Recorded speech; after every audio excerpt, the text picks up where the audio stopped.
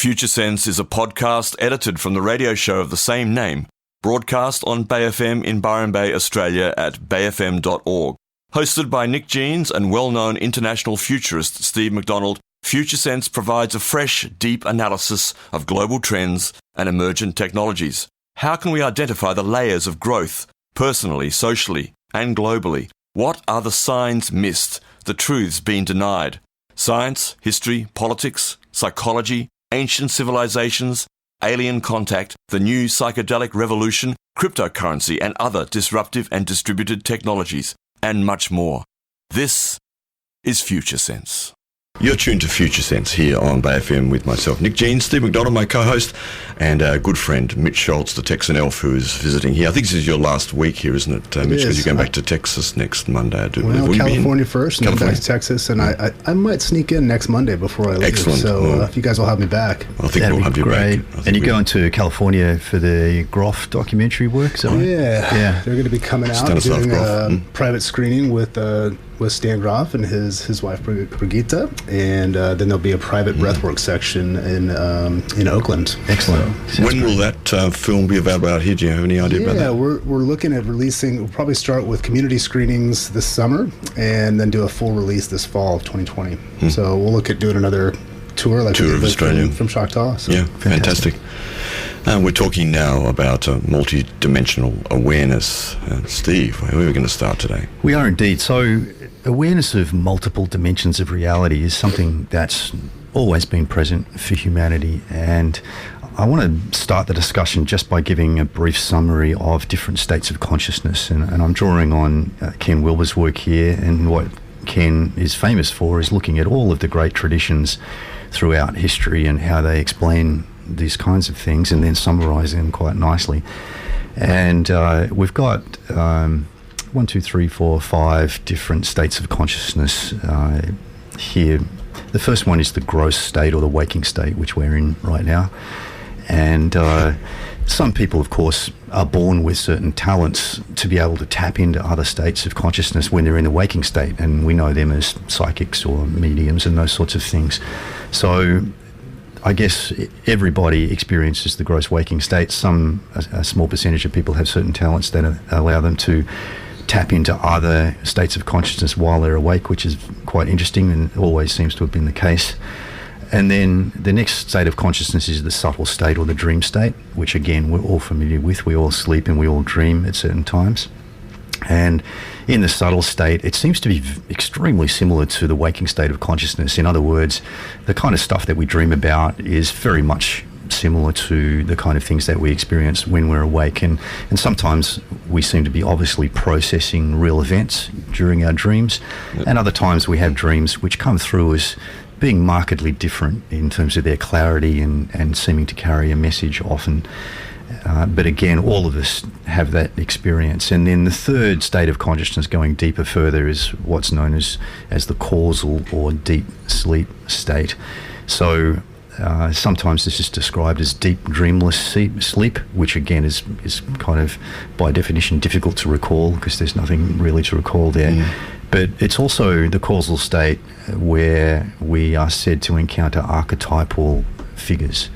So whereas in the subtle or dream state, we're encountering personalities which are very, very similar to the personalities that we encounter in the street and in everyday life, the archetypal encounters in the causal or deep sleep state represent archetypal themes.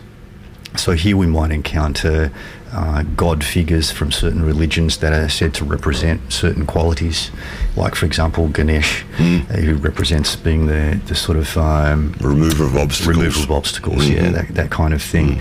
Angelic figures, yes. but figures that represent a kind of archetypal theme. Greek gods, perhaps. Depends on your personal history and mythology, perhaps. No doubt what you've read, what you've experienced in your life. Exactly. So that's the third state. And going deeper still, we have what's known as the empty witnessing state, where we seem to be one step removed from what's going on, yet we're witnessing it in a sort of almost a disconnected way where we're not actually immersed in the emotional experience of what's going on, but we're witnessing and being able to notice and become aware of whatever's going on around us. Which is the goal of lots of meditation and mindfulness practices. Absolutely, in particular. It is, yeah. And then the deepest state is often called unity consciousness or unitive consciousness. And by definition, it's really impossible to describe, but it involves the experience of becoming one with everything, basically. And to the point where there is no observer to observe because it's just everything, all as one thing.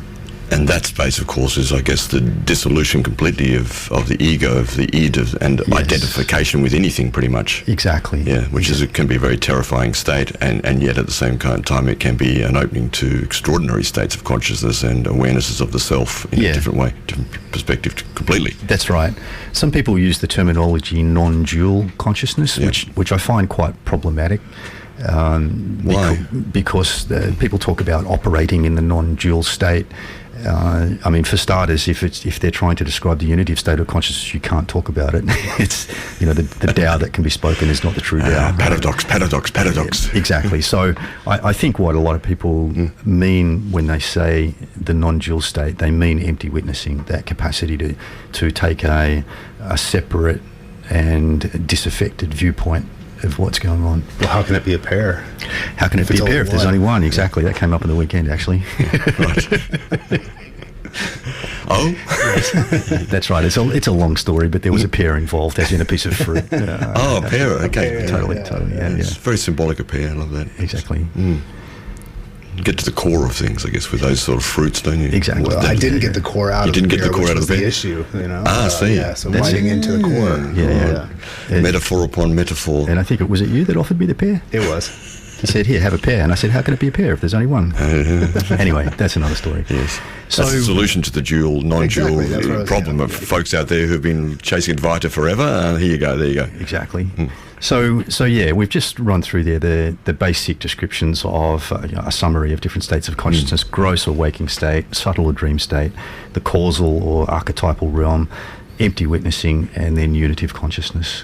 And that structure, it's a good guideline, and it fits with pretty well actually with what most of the great traditions around the world teach in terms of different realms of consciousness. And so our discussion today is about human awareness of these different realms of consciousness, and particularly the amount of awareness we can have in the waking state. That's I think a particularly important focus. Okay. Yeah. And the reason that we're talking about that is because if we look through the first tier of consciousness, we can look and see how that awareness changes and expands as we go through the different layers, up through the different layers. And then it becomes particularly important in the transition between first and second tier, because there's a marked increase in multidimensional awareness as we move into second tier consciousness.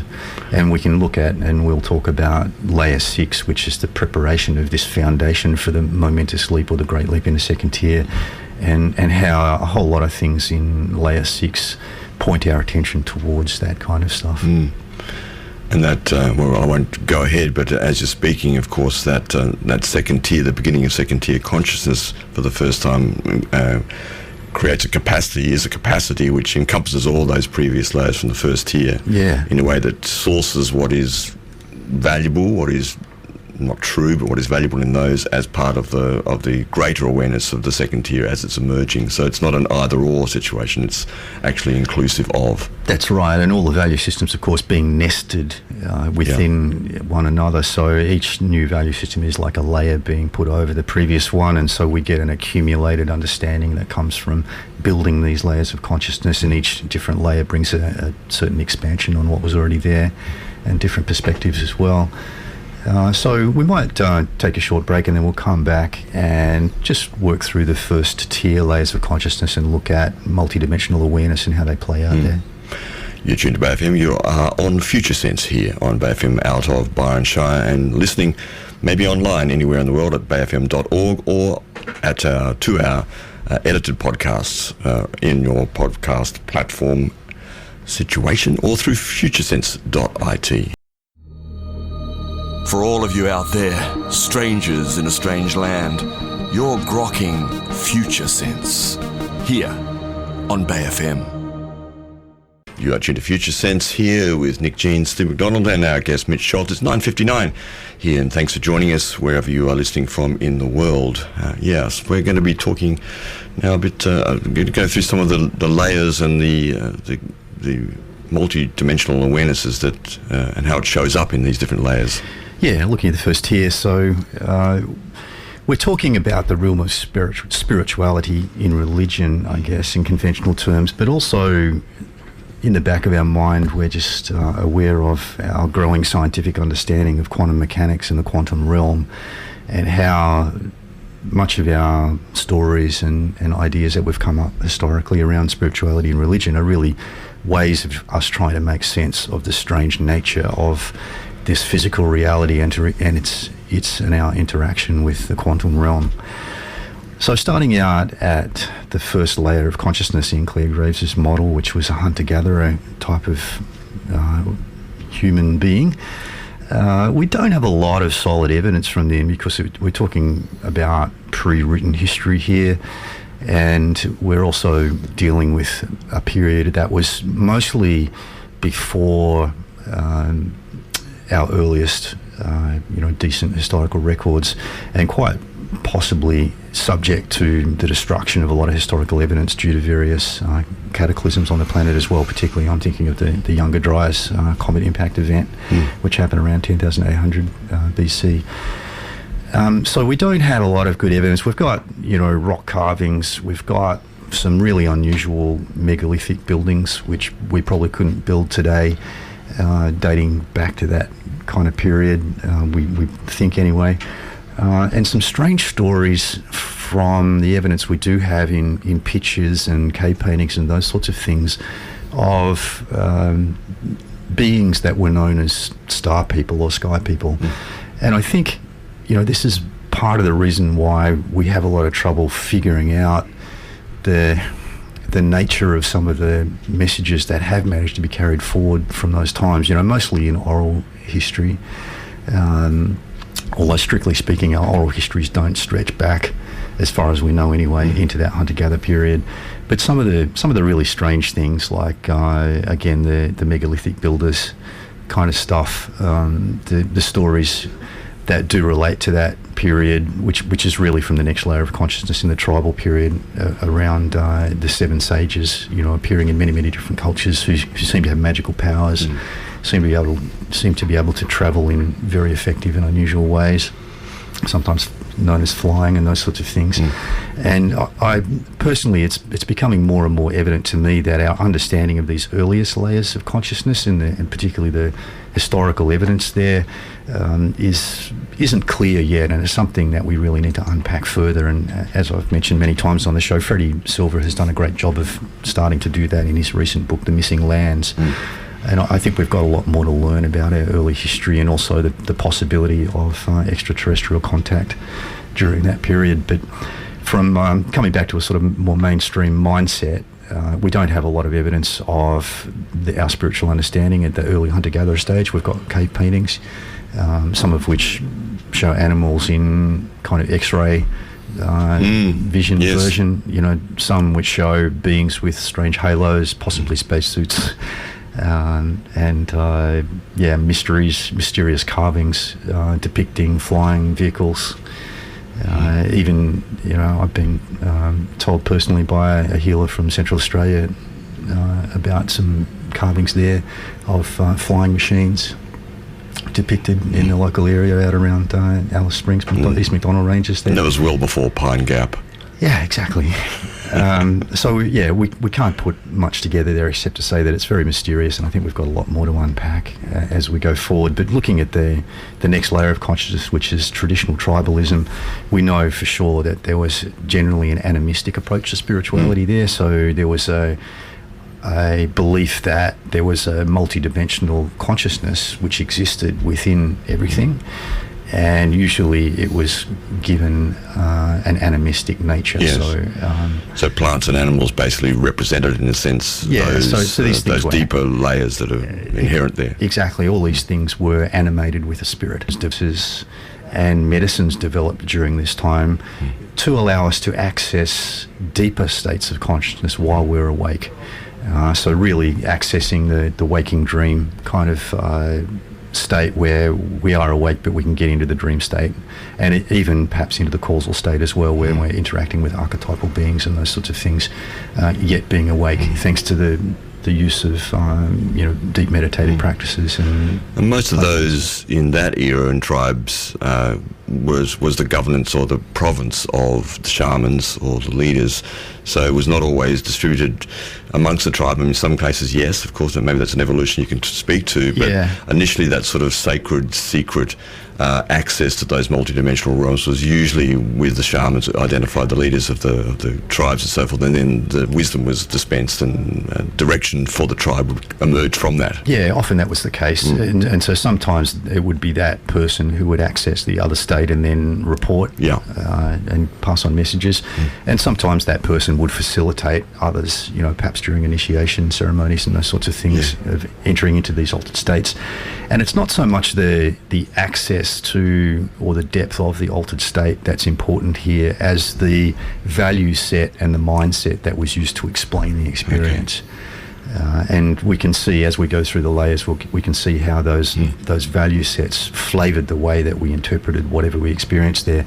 And typically in the tribal state, what we experienced was similar to a tribe, where it was a tribe of spirits who lived in different things, and they interacted with us in very similar ways to the way that our family and our tribe interacted with us in the waking state. And then as we move into the third layer of values, according to Claire Graves' model, this is what he called egocentric, which is very much about power and very much from a mindset of conflict, where all of life was some kind of power struggle. And this reflects the fact that we broke out of the tribal structure, where the power structure was very clearly laid out. There was a head of the tribe, and there were elders, and there were the tribal members. But now with the emergence of layer 3, we literally broke out of those tribal structures, broke out of the tribal boundaries in terms of the physical land, and then had to basically come up with a new structure for ourselves which reflected the reality of life. And the reality of life was that because we left our tribal boundary, we were in conflict with other people on their land, and we were using our power to take their resources. And so our spiritual construct reflected that, and all of a sudden we were dealing with spirits who were combative that we had to battle against.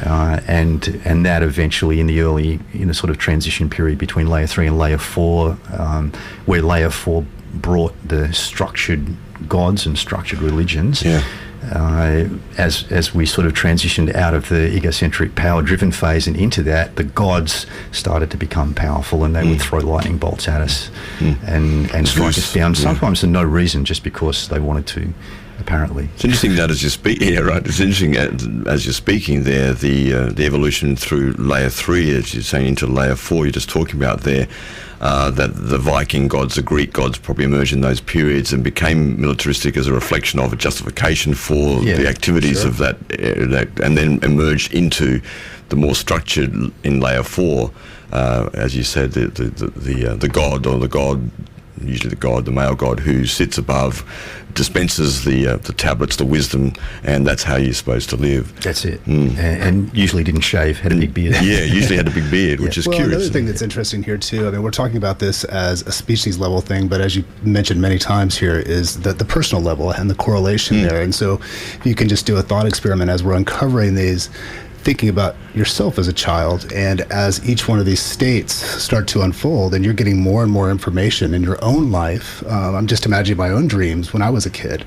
Some of them felt very animistic and outside, and then you start to add these different layers to it. So bringing it back to the personal, I guess, a little bit too, as we're talking about that on the species level, but on a personal level can help kind of wrap some context around that for you. Yeah, absolutely. It's always good to bounce backwards and forwards between that individual experience and the big picture as well, and see the common patterns in there. Cosmic ping pong. Exactly. Everybody wins. So as you said, Nick, moving into layer 4, we have the structured religions, and this is when all of the major religions that we have on the planet now emerged during that time. And it was a time where large-scale agriculture allowed us to come together and live in large settlements, and all of the great sort of civilizations that we talk about were developing during that time. And because we were living together in close quarters, we had extra time on our hands because we weren't taken up hunting and gathering all the time. We could just get food at the market, and that gave us time to do other things like invent philosophy and that kind of stuff. And we had to have quite a structured arrangement with our fellow human beings in order to live okay in that, densely packed kind of civilization. And so there were rule sets, and there was a requirement for rule sets. And again, that everyday life experience shaped how we told our religious stories, and our religious stories were of gods who had a list of rules that we had to follow. And you can see how that was a really good mechanism for maintaining a peaceful society. Yes. Was telling everybody, okay, there's this God and here's his rules and you've got to follow them, otherwise you'll be in trouble. And if you do follow them, and when you die, you go to heaven, or you'll get a gold watch. Exactly, you get the gold watch. Finally, yeah, that's what I was told. Yeah, really. It's a bit passé, the gold watch now, isn't it? You need something a bit more sort of augmented intelligence for you. Well, it's interesting talking about this transition here too, from 3 to 4, but even at 4, I've been watching Vikings, and they're playing back and forth with how the Viking culture starts to get to Europe, and their conversation back and forth between the Christian church and the Catholic church with the Viking culture, and how they saw the gods and what that meant, and whether that was a predetermined fate that was there or whether we had this free will. And some of the dialogue that they get into is very interesting and very telling too, I think, on how these cultures come together and start to. There's there's similarities within all that, but then there's slight tweaks on how they're understanding what that God is, or who that God is, or goddess is. So yeah, Vikings is a Netflix series, isn't it? I think it's available on Netflix. It's on Netflix, yeah. Yeah, it's available on Netflix. And bearing in mind too, it's also a program that's been produced by Current Values, right. And Current Values' idea of what the values might have been back then. So it's going to have a flavour of layer 6 and layer 5 in it as well. Love it. Yeah. And so we got up to layer 4, structured religion, and because of the rigid rule sets, there was probably, maybe for the first time in history, who knows, but a bit of a crackdown on alternative access to multi-dimensions, and some of them were forbidden, right? Let's burn the witches. Yeah, all that kind of stuff. And the suppression of pagan practices. Yes. And the Druids. Totally. And, this merger that happened during that layer 4 period between politics and religion for purposes of controlling populations and those sorts of things. It goes that far back, does it? Absolutely it does. And so often when, for example, the Christian church moved into a new country which had been conquered by whatever, the Romans or whatever, they would actually take over the old pagan sacred sites and then build a church on top of it, which would absolutely stop the local pagans from doing what they normally did on that site, because the church was on top of it, and then prohibit and sometimes even kill them if they continue to practice their old ways. We were talking last week about ley lines, dragon lines, and those things, and of course many of those, particularly in Europe and the UK, were built on these nodal points along these dragon lines, these ley lines, and whether the Christians knew that or not, they probably did. So they, in a sense, they appropriated the energy by doing that, by building on top of those sites. Yeah, so you had this unusual thing that happened there. What happened was these old practices, what the church would call pagan practices, like earth-based religions. Yeah. Of course, people who had grown up practicing those things didn't want to give them up for some god that foreigners had, tried to force on them. So they continued to practice underground. And we also saw the development over time of mystical arms of the major religions. And so you had, mystical sort of groups forming within Christianity and Islam and those sorts of things. Knights Templar. The Knights Templar, the Sufis, and other different groups within different religious contexts. Just as an aside on that, it occurs to me why so much of that is still somewhat suppressed. I mean, there's many of us who read and understand a bit of this, some of this. Many people are very interested in these areas of these sort of secret societies, so to speak, under the auspices of the major religions, for example. Why are they so still invisible somehow to most people, and it's just not part of the authentic or the known history that we give credence to, generally speaking? There are probably a number of reasons. One of them certainly is that the churches, the structured churches, who came to be hierarchies, like dominant hierarchies of power, and part of the political religious alliance was in order to control the population,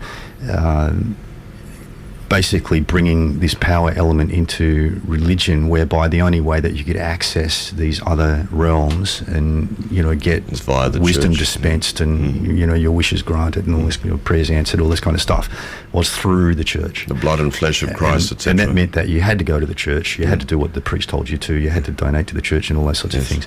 So I think power is a big part of it. Yes. But also, in order to reinforce that power, there was a lot of fear created around these other practices that sat outside the church's domain. And at some point, someone invented this guy called Satan, who really you had to watch out for, because he was going to come and tempt you away, and yes, indeed. And the whole flipping of the snake story in the Garden of Eden. I mean, if you go back in history to pre-Christian times, the snake was seen as a representation of the earth energy. In fact, as you said, the earth energy lines were called snakes, serpents, dragons, those sorts of things, and therefore the snake could be a dispenser of wisdom. But then that got flipped upside down, and the snake became the temptation, the representation of evil. And so I think fear, was really had a lot to do with the fact that these things were suppressed and continue to be suppressed. People were became fearful of them and didn't want to dally in them. And in the process of doing that, of disconnecting us from that direct experience of spirituality, and that's really what happened with the structured religions, is the experience of these other realms. Apart from the dream state, of course, it was kind of disconnected, and people were discouraged from doing the practices, taking the plant medicines, all of the things that could connect them to these deeper, causal and empty witnessing states and unitive states. And because people grew up without those practices, they didn't know what it was like to experience those things. They, the skills were lost in mainstream society. And then, of course, people feared it, because if they accidentally stumbled into one of those realms and they didn't know anything about it, it was pretty damn scary, whereas if they'd grown up in a civilization where everybody did it, you were taught to do it as a kid, you would be much more at home and comfortable with doing those sorts of things. Yet being a human being, we constantly have that direct relationship and experience. And whether or not we wander in accidentally, we can still embody those and we can still experience that. So I would encourage you just to tune up when those moments happen. See what's happening in the world. Very good. We'll take a break and come back and finish talking about the first tier and the relationship to altered states of multidimensional and altered states of consciousness. You're tuned to Future Sense with Nick Jeans and Steve McDonald. Engage, emerge, activate, and spiral up. So on the back of the layer 4 suppression of earth-based spirituality and the very strict rule-based religions that developed out of that, we then moved into layer 5, where we had a particularly materialistic value system emerge. Yeah. And you can see that what went on in layer 4 with the disconnection from the direct experience stuff. So, the practice of that was really heavily suppressed. Most people wouldn't be able to engage in it anymore. And then moving into a more materialistic value set in layer 5, it became even more separating in terms of removing us from the old practices that we had back in layers 2 and 3 in particular. And so it was a bit of a spiritual desert during the scientific industrial era, and there was even that agreement made, of the sort of separation of religion and science. Yes. Around the time of Descartes, where it was like, you guys look after that, we'll look after this. And so really disconnecting the physical body from the spiritual experience, so it's like cutting the bridge in a way. Of course, Descartes said, I think, therefore I am. I always like to turn around the other way. I am, therefore I think, is one thing that I do. Yeah, totally. Yeah. Look, a very weird time. Very weird time. And we're sort of living with the handicap that created from a spiritual and religious point of view there. And interestingly also, with the development of science, first mainstream science and then quantum mechanics emerging, it's roughly a little over 100 years ago. And science suddenly facing all these weird quantum effects, which they really couldn't fit into the standard mechanical idea of science. And so the skepticism of layer 5 was combined with the confusion, of the scientists around the quantum stuff and how do we explain that. And, leading some of our most well-known scientists to start making suppositions about spiritual reality and as Einstein did, yes, and others as well. So that was...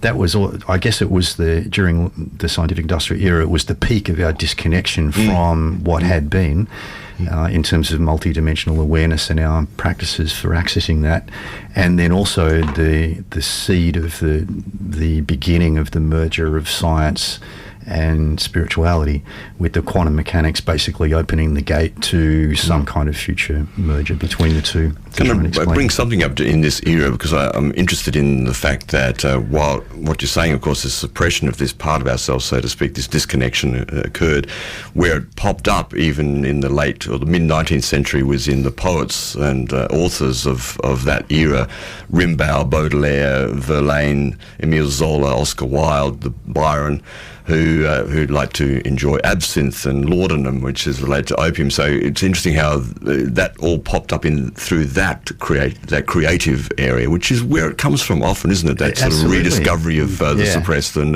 the only place where it's kind of relatively safe to show up, because they're just artists over there, Totally, and I guess this was the difficulty for structured religion, was that people are naturally inclined and have the ability to access these realms, and as you just inferred, it can be helped along quite well by substances sometimes. So it was going to happen anyway, and so it created an ongoing problem for structured religion that still hasn't been resolved, really. Things like Taylor Coleridge's famous poem Kubla Khan. In Xanadu did Kubla Khan a stately pleasure dome decree, where Alf, the sacred river, ran down to a sunless sea. And this was basically written, Kubla Khan, on an intense laudanum-induced dream. But also Elizabeth Barrett Browning largely depended on laudanum to function. Lord Byron's daughter, the celebrated mathematician Ada Lovelace, claimed laudanum calmed to overactive mind. So they were onto something there. That's right. It's interesting how this stuff starts to influence, as you were talking about earlier, with moving into the tribal state, and the mythology started to come out of that, and what sort of animistic characteristics we were putting into that. What happens now with our mythologies, which I would argue are starting to be played out now within television and video games and the movies, but just general paradigm, when we introduce quantum mechanics to the realm and shake out after over roughly 100 years now on what that's doing to our understanding of complexity and states of being. Yeah, that's a really good question and very relevant to layer 6. And if we look at the Taiji 2, the Taiji symbol, with the yin and the yang, and when you reach the maximum of one, the seed of the other is born. And I can see that that's kind of happened during the scientific industrial era. We reached the maximum of the suppression and ignorance and rejection of our natural tendency to want to access and be able to access these things. And within the sort of quantum mechanics realm of science, the seed was born of the possibility of reconnecting everything back together. And so as we've moved into layer 6, I mean, naturally, when we move from one of these value systems to the next, we tend to reject whatever came before. And so we can see now that there's a lot of rejection of the materialism in particular, and often mostly from a sort of physical, perspective, looking at the accumulation of money and the spending of money and that kind of thing, but just generally materialism. And its tendency to ignore, discount anything that's not physical. It's interesting how, just thinking also how alcohol has become such, the altered consciousness substance of choice in most of our societies in the last 100 years or so. And that is now seeming to begin to pass away in some areas, which I'm sure you'll talk about too. Yeah, absolutely. And there are a lot of reasons for that. I mean, I guess industrialization made it possible to mass produce those sorts of things and distribute them. So that's a factor. But generally, in Graves's writing around the use of drugs and values, he didn't write too much about it, but from what he wrote, it seems possible that alcohol may be particularly connected to layer 4, because it kind of dulls the senses And it's good, if people feel discouraged or whatever, they go and have a few drinks to kind of, dull their... And they do feel connected in that side of the spiral model. They feel connected to community through the drinking of alcohol too. So there is that. That's right. So use of it. The idea of having to wait a long time to be rewarded in layer 4, was a good reason to kind of have a few drinks at the end of the week because you got to wait another 39 years to get your gold watch, that kind of thing, You're still on about the gold watch. Yeah. I'm still waiting for it. Yeah, Whereas in layer 5, which tended to be more a sort of a striving, driving type of energy, the tendency was to stimulant drugs. Yeah. More so like cocaine and that kind of stuff, Yes. And then, of course, as we move into layer 6, we're going through a heart opening process, and we're leaning towards things that open our heart, like MDMA and those sorts of substances. But it's not all about the drugs. That's right. There are many, many different ways of accessing these realms, including simply sleeping and meditating and those sorts of things. Sleeping. But what's happened in layer 6 is we've rejected the materialism. We're looking back to try and, in the early stages of layer 6, to try and remember how we do community. So we're looking back to layer 4 and also layer 2, strong interest in layer 2 in particular, tribal ways, and people are exploring, revisiting those, trying out the plant medicines that the tribal people still use, because there are still societies that are operating from that value set quite very, very successfully. And just the openness, the possibility that maybe all of these things are connected in a network somehow, and your God is maybe my God, but you're just talking a different language to her or him or whatever. Which I guess is also part of the return to indigenous wisdom, the sort of rediscovery and the deepening into that area of thought and beingness on the planet. Yeah, so the networked nature of layer 6, one way to look at that is it's about connecting the dots, looking at all the different pieces and all the different practices and how are they connected, how can we connect them, how can we bring them together somehow. And what we're faced with is the legacy of the moral and legal restrictions that have been put in place by layer 4 and layer 5, which have disconnected us from these direct experience methods of multidimensional contact. And of course that's playing itself out at the moment with the opposition against the war on drugs and all of those sorts of things, and looks like the drugs are winning. It's not all about we prefer to call them the drugs, really. Well, we call them the medicines, but it would be a better word for them, because as you know, listeners to this show and to many others, that area of research and discovery and experimentation is well on the way to showing great efficacy for many of these substances for mental health conditions which are endemic on the planet in so many places, in so many ways now. So a great relief seems to be available to us, and with this battle against the regulation and the way that the structures have been put in place in the last couple hundred years or so. And that's right. And one particular thing that's happening through that research is we're reintroducing a spiritual element to medicine and healing, which has been lost, particularly in layer 5. Yeah.